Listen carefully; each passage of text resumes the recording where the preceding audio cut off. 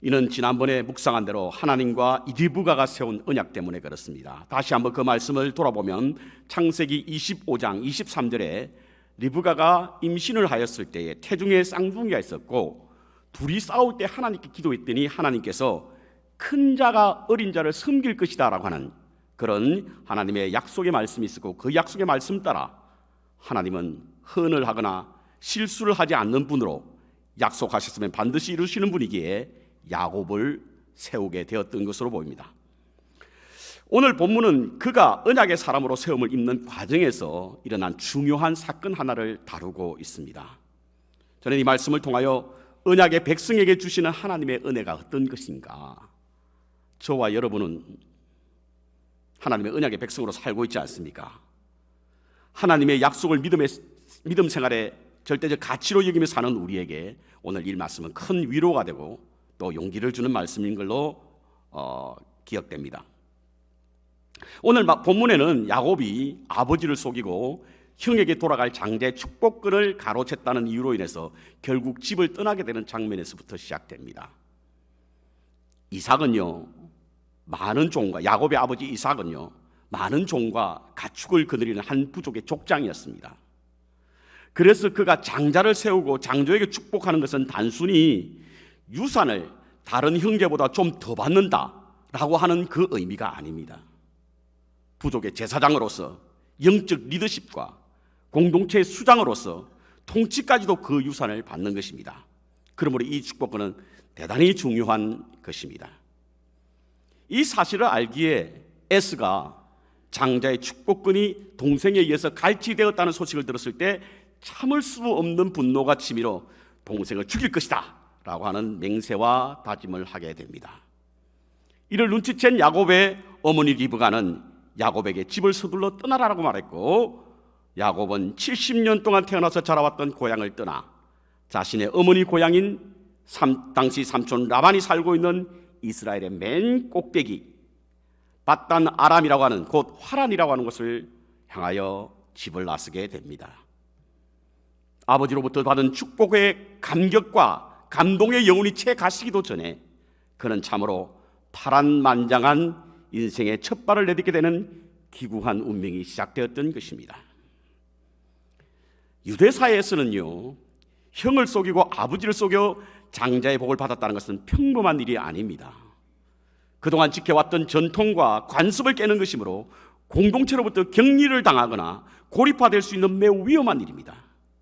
그렇기에 그는 불가불 그의 고향을 등질 수밖에 없었던 것입니다. 하지만 그가 가는 길은 결코 쉬운 길이 아니었습니다. 야곱이 살고 있던 곳과 그의 목적지 화란이라고 하는 곳의 거리는 모두 1500리가 된다고 합니다. 굉장히 먼 거리지요. 거리도 거리이지만 평생 살아왔던 가정을 떠나 낯선 곳으로 가는 그 길은 참으로 힘들고 고달픈 걸음입니다. 특히 자신을 쫓는 형을 피하여 숨도 제대로 쉬지 못하고 달려야 하는 그의 도망자 신세는 참으로 서글프기까지 했을 것입니다. 야곱의 집이 브엘세바였는데요, 오늘 본문에 나오는 이 베델이라고 칭한 곳까지 거리가 250리나 된다고 합니다. 그러니까 야곱이 그날 하루 걸었던 거리가 250리였다는 거예요. 이는 걸었다기보다는 뛰었다고 보는 것이 맞습니다. 왜? 매우 두려운 마음 때문에 그렇습니다. 밤이 이르자 어둠 때문에 더 이상 갈 수 없으니 야곱은 광야에서 잠을 자게 되었는데요, 피곤을 이기지 못하고 잠을 청하게 되었지만 꿈을 꿉니다. 일반적으로 잠에 취하면 꿈도 꾸지 않는 법인데 그가 꿈을 꾸었다라고 하는 것은 잠이 깊이 들지 못했던 뜻이고, 이는 도망자의 두려움과 염려 그리고 광야의 공포가 엄습했기 때문이라고 볼 수 있습니다. 그런데 그곳에서 하나님을 만납니다. 그리고 하나님의 은혜를 경험하게 됩니다. 저는 오늘 야곱이 경험한 하나님의 은혜가 언약의 백성으로 살아가는 우리에게도 동일하게 이루어질 수 있다는 믿음으로 도대체 야곱에게 베푸신 하나님의 은혜가 어떤 것일까를 함께 묵상해 보기를 원합니다. 첫 번째로 하나님의 찾아오심의 은혜입니다. 다가오심의 은혜입니다. 광야에서 잠을 자던 야곱이 꿈을 꾸었는데 땅에서부터 하늘로 높이 솟은 사다리 위에서 하나님의 사자가 오르락내리락 하는 겁니다. 하나님의 사자만 있었던 것이 아닙니다. 여호와께서 사다리 위에 계셨다, 서 계셨다라고 하는 표현까지 나옵니다. 아버지를 속인 죄책감과 형의 분노, 그리고 자신을 향한 사람들의 시선 등을 피하여 삼촌집으로 무작정 도망쳐 하루 종일 정신없이 달리다가 도착한 광야의 밤은 매우 깊었고 아무것도 보이지 않는 칠흑 같은 어둠만 내렸습니다. 그러자 갑작스러운 지독한 외로움과 홀로 있는 고독감이 밀려왔는데요, 이때 하나님이 찾아오신 것입니다. 이는 야곱이 요구에 의해서 이루어진 것이 아닙니다. 성경에는 그가 하나님을 만나게 해달라고 기도했다는 어떤 기록도 나와 있지 않습니다. 오히려 야곱은 하나님이 거기 계신 줄 몰랐었어요. 28장 16절에 보십시오. 여호와께서 과연 여기 계시기를 내가 알지 못하였도다. 그 이전까지 야곱은 믿던 여호와 하나님은 그저 동네에 활동하시는 로컬 신 정도로 알았습니다. 동네 잡신 정도로 여겼던 겁니다. 그런데 자신의 고향으로부터 멀리 떨어진 광야에까지 나타나셔서 하나님은 야곱에게 다가오셨던 것입니다. 요구하지 않았음에도, 부탁하지 않았음에도 하나님은 다가오신 것입니다. 이것이 언약의 사람인 야곱에게 주신 하나님의 다가오심의 은혜입니다. 성경에는 이와 같이 다가오시는 하나님의 모습이 너무 많이 나옵니다. 양을 치던 목자에게 하나님은 다가오셨습니다. 양을 치던 모세에게 하나님은 다가오셨습니다. 광야에서 방황하고 있던 하갈에게 하나님은 다가오셨습니다. 심지어는 하나님께서 친히 육신의 몸을 입고 인류에게 다가오셨습니다. 우리가 갈 수 없으니 하나님이 오신 것입니다. 그렇게 육신의 몸을 입고 오신 예수님께서 갈릴리 바다에 고기를 잡고 있는 베드로에게 다가가셨고요, 세관에 앉아있는 마태에게 다가가셨습니다. 가난하고 소외되고 병든 자에게 찾아가셨고요, 창기와 죄인들에게 다가가셨습니다. 그리고 찾아가지 않으면 만날 수 없는 사마리아 땅 수가성 여인에게도 주님은 찾아가신 것입니다. 이와 같은 모습은 다른 어떤 종교에서도 볼 수 없습니다. 그래서 다른 신과 다른 종교를 믿는 분들은 하나님은 이해할 수 없는 하나님이라고 그들은 말합니다. 그렇습니다. 하나님은 우리에게 다가오심의 은혜를 베풉니다. 우리는요, 우리가 하나님을 선택해서 믿었다고 생각하시죠. 여러 신들이 많이 있는데 그 중에 하나님을 내가 선택했다고 생각합니다. 그러나 그렇지 않습니다, 여러분. 요한복음 15장 16절에 보십시오. 너희가 나를 택한 것이 아니요 내가 너희를 택하였나니. 이 말씀은 우리가 하나님께 다가가기 전에 먼저 하나님이 우리에게 다가오셨다는 거예요. 감리교 창시자 웨슬리 목사님은 이를 신학적으로 잘 정리하여 하나님의 선행의 은총, 그리고 하나님이 앞서오시는 은총, prevenient grace, that grace that comes before, 우리가 다가가기 전에 주님께서 다가오셨다는 얘기예요. 우리가 죄인임을 알았을 때에, 깨달았을 때 하나님의 은혜와 사랑을 깨닫지 않습니까? 그런데 우리가 죄인임을 어떻게 아나요? 하나님이 다가오시지 않으면 알 수 없는 거예요. 그래서 하나님이 다가오셨다는 이야기인 것입니다. 찾아오셨다는 것입니다. 그런데 여러분, 지금도 주님 우리에게 다가오십니다. 다가오시는 거예요. 밥 한번 먹자. 내가 문 밖에서 문을 두드리노니 나의 음성을 듣고 문을 열면 내가 그와 더불어 먹고 그도 나와 더불어 먹으리라. 밥 한번 먹자는 거예요. 주님은 다가오십니다. 여러분, 식사의 자리는요, 격이 맞는 사람과 하는 겁니다. 신분이 비슷한 사람과 하지 않습니까?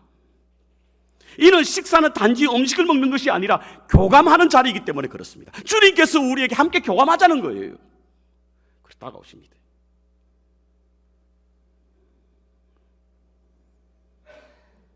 저는 신년 기도회 동안에요, 주님의 흔적을 찾는 시간을 가지자고 하루 일과 중에 우리의 곁을 지나가신 주님이 과연 어떤 시간에 지나가셨는지, 우리에게 다가오신 주님이 어떤 모습으로 변장하고 오셨는지 우리 하루 일과를 묵상해 보십시다 라고 하는 시간을 가졌습니다. 한참 동안 묵상하고 난 후에 우리를 그분을 주님이라고 부르십시다. 그리고 하루 일과를 돌아보았습니다. 정말 주님은 많이 우리 곁을 지나가셨어요. 정말 분명하게 지나가셨어요. 그래서 우리는 그때 주님이라 부르며 그 주님께 함께 기도했습니다. 지금도 언약의 백성으로 살아가는 우리에게 하나님은 다가오심의 은혜를 베푸시는 것입니다. 다가오십니다. 두 번째로 인정해 주시는 은혜입니다. 세상에는요, 정당한 절차와 과정을 무시한 채 편법으로 이루어지는 일은 무효라고 인정하지 않는 법입니다. 그래서 정통성을 강조하는 거예요. 사실은 야곱이 아버지로부터 축복을 받았다고 하나 그것은 정당한 방법이 아니라 속임수에 의해서 이루어진 일이기 때문에 아무도 인정하지 않았을 것입니다. 애쓰는 말할 것도 없고요, 동네 주민과 종 그리고 심지어 하솔들까지도 아마도 인정하지 않았을 것입니다. 그래서 그가 받은 축복권은 아무 효력이 발휘할 수 없는 그런 축복권이었을 거예요. 그런데 하나님이 인정하시는 거예요. 하나님이 인정하십니다. 어디에 나와 있냐면 13절과 14절에 나와 있습니다. 또 본적 여호와께서 그 위에 서서 가라사대 나는 여호와니 너의 조부 아브라함의 하나님이요 이삭의 하나님이라. 너 누운 땅을 내가 너와 내 자손에게 주리니 내 자손이 땅의 티끌과 같이 되어서 동서남북에 편만할지며 땅의 모든 족속이 너와 내 자손이라여 보거든. 이거 어디서 많이 듣던 이야기 아닙니까? 그렇습니다. 그의 조부 아브라함과 맺었던 약속, 그의 아비 이삭과 하나님과 맺었던 언약, 그대로 그의 약속이 진행되고 그 약속이 이어질 것을 말씀해 주고 있는 거예요. 이는 무엇을 말합니까? 장자의 축복권을 인정해 주신다는 거예요. 세상에는 인정하지 않을지 몰라도 하나님께서 인정해 주신다는 겁니다. 그는 비록 아버지를 속이고 형의 축복권 곧 언약을 훔쳤지만 하나님을 그를 언약의 계승자로 인정해 주신다는 거예요. 인정해 주시는 은혜, 이것은 하나님의 정의와 윤리에 맞지 않습니까? 라고 할 수 있습니다. 하지만요, 만일 우리가 생각하는 하나님의 정의와 윤리로 우리에게 잣대를 들이댄다고 한다면 하나님의 구원론은 심각한 위기를 직면하게 되고 우리는 하나님의 자녀로 인정받을 수 없습니다. 왜죠? 여러분, 기독교의 핵심적인 구원의 가르침은 칭의라고 말합니다. justification이에요. 많은 분들이 믿음으로 구원을 얻는다라고 하는 칭의에 대한 이해를 내가 믿었기 때문에 구원을 얻는다고 생각하지만 틀린 말은 아니지만 정확한 말은 아닙니다. 내가 믿지만 하나님께서 인정해 주셔야만 우리가 구원을 얻을 수 있다는 거예요. 그래서 칭의라고 하는 말 자체는 의롭다, 인정을 받는다는 뜻이에요. 그렇습니다. 하나님이 인정해 주지 않으시면 우리는 하나님의 자녀가 될 수도 없을 뿐만 아니라 하나님의 백성이 될 수도 없는 것입니다. 필립 얀시가 쓴 하나님의 은혜라고 하는 책이 있습니다. 이 책에는 이야기 하나가 소개되고 있습니다. 제가 그대로 읽겠습니다. 미시간 트래버스라고 하는 작은 동네의 한 소녀의 이야기입니다. 이 소녀는 흔히 10대 청소년들이 부모와 겪는 갈등을 겪고 있었습니다. 그래서 항상 아버지와 잦은 말다툼이 있었습니다. 그러던 어느 날 코골이와 머리 염색 때문에 크게 다투고는 그동안 이 소녀가 항상 꿈꾸었던 가출을 실행하게 됩니다. 밤을 이용해서 이 소녀는 집을 나왔습니다. 집을 나선 이 소녀는 자신이 꿈꿔왔던 것보다 훨씬 더 좋았습니다. 처음 집을 나섰을 때 한 트럭 운전사에게 점심값을 벌기 위하여 자신의 몸을 판 이후로 그에게는 항상 넉넉하게 돈을 주는 포주에 의해서 마음껏 즐기고 살았습니다. 입고 싶은 옷 마음껏 입을 수 있었고요, 마약과 술에 취해서 그동안 자신이 꿈꿔왔던 그런 행복이 마치 부모에게 의해서 빼앗긴 것 같다는 느낌을 들 정도로 그의 시간은 참으로 좋았다라고 말합니다. 물론 문득 고향 생각이 떠올랐지만 그가 즐기는 생활에 인에 묻혀서 고향을 잃어버리고 말았습니다. 그런데 1년쯤 지나자 몸에 이상이 생기기 시작했습니다. 몸에 병이 찾아오게 된 것입니다. 아마 마약으로 인해서 저항성이 약해진 탓인지 잦은 감기와 노화된 피부의 이상으로 인하여 주인의 관심에서부터 점점 멀어지게 되더니 결국에는 그곳에서 쫓겨나고 맙니다. 그녀는 시카고 다운타운을 천천히 거닐면서 전 근근히 끈이를 이어갔지만 오히려 굶는 날이 더 많았습니다. 하루는 굶주린 배를 안고 길거리에서 잠을 청하려고 누웠는데 고향 트래버스가 생각이 나는 것입니다. 지금쯤 체리밭에는 체리가 주렁주렁 열렸겠지.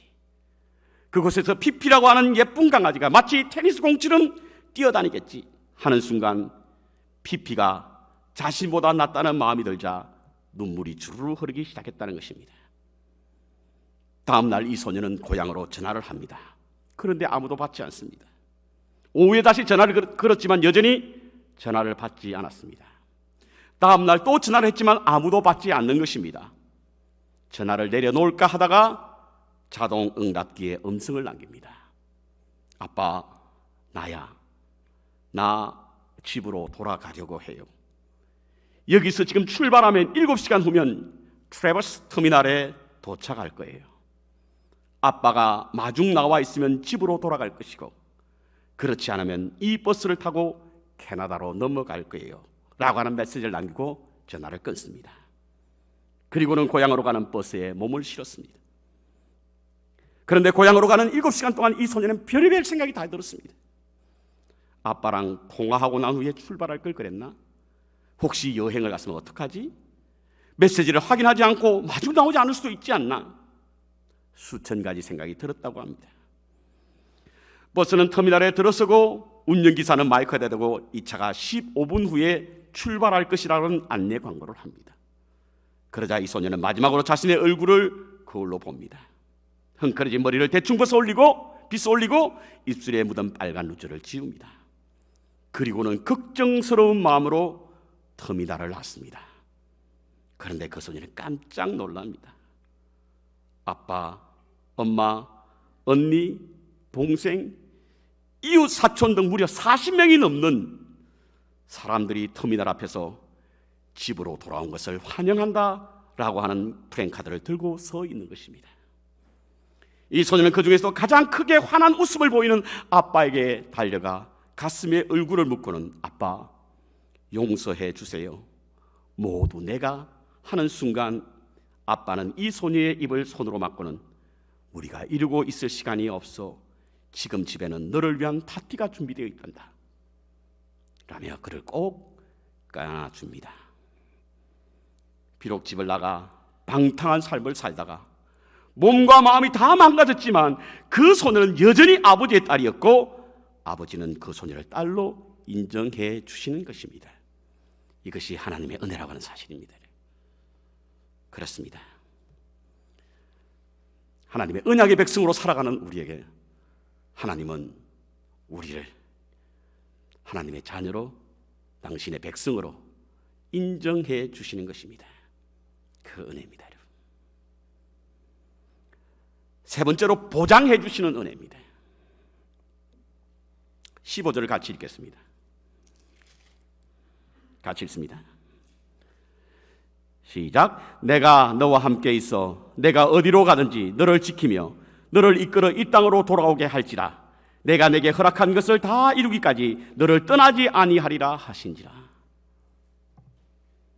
사실은요, 야곱은 어머니 치맛자락을 잡고 다니는 마마보이였습니다. 그래서 그의 신앙도 어머니의 신앙이었고 그의 하나님도 그의 부모의 하나님이었습니다. 그는 그의 생애 동안 하나님과의 만남 그리고 체험이 전혀 없었습니다. 그런데 하나님이 광야에서 그를 만나 주셨어요.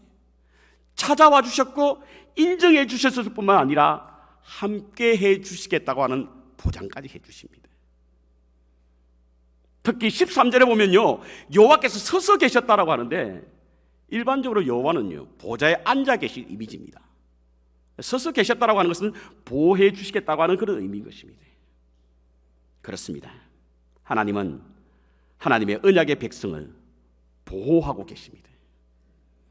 시편 121편에 나오는 시인의 고백과 같이 우리는 세상에 취해 잠들어 있을 때도 하나님은 졸지도 아니하시고 주무시도 않으시며 우리를 눈동자같이 보호해 주시는 분이 바로 하나님이시라는 사실인 것입니다. 함께 해주시고 보호해 주시고 보장해 주시는 은혜를 하나님의 언약의 백성에게 해 주신다는 겁니다. 빨리 가려면 혼자 가고 멀리 가려면 함께 가라.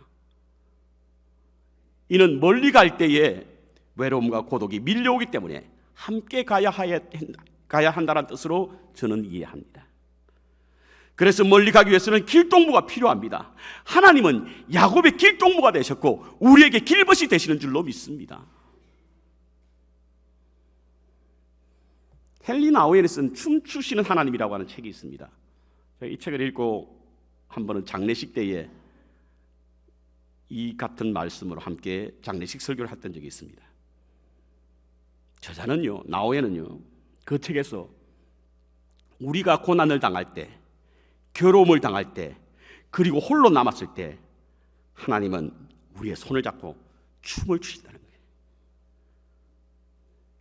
고통과 가난과 불평함 속에 있는 우리를 부르셔서 일어나 첫 번째 스텝을 짓게 하는 뿐만 아니라 또한 우리가 슬픔으로 인해 슬픔 속으로 하나님은 들어오셔서 우리의 손을 부드럽게 잡아주시고 춤을 추신다는 거예요. 그래서 우리의 슬픔이 춤이 되게 하신다는 거예요. 우리의 슬픔이, 우리의 아픔이 변하여 춤이 되게 하신다는 겁니다. 그렇습니다. 하나님은 외롭고 고독한 야곱의 자리에 나타나셔서 내가 어디로 가든지 너와 함께 춤을 추겠다는 거예요. 돌아오는 길까지 너를 지키겠다는 겁니다. 하나님은 언약의 백성에게 이와 같이 함께 해주시겠다고 하는 보장의 은혜를 주신다는 사실을 잊지 말아야 될 줄로 믿습니다.